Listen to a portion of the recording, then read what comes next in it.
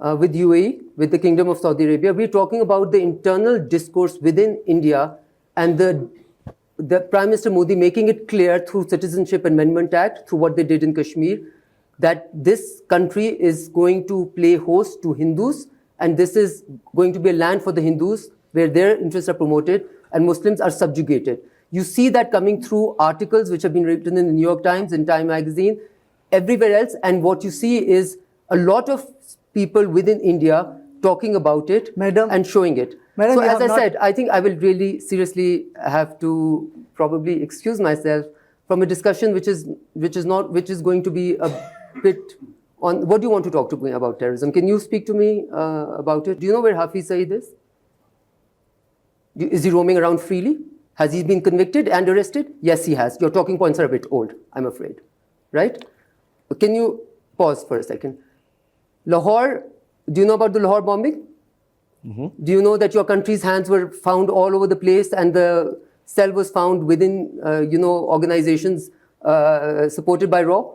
Do you know about this person called Yadav, who's in Pakistani custody and is a declared RAW agent propagating violence and terrorism inside Pakistan, and then you go on the UNSC and want to drum the terrorism drum?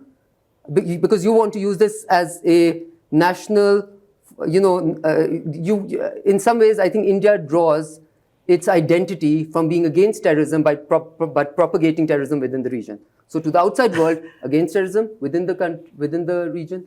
No, this is the most ridiculous thing I have ever heard. As I said, see, you have not even seen what is CAA.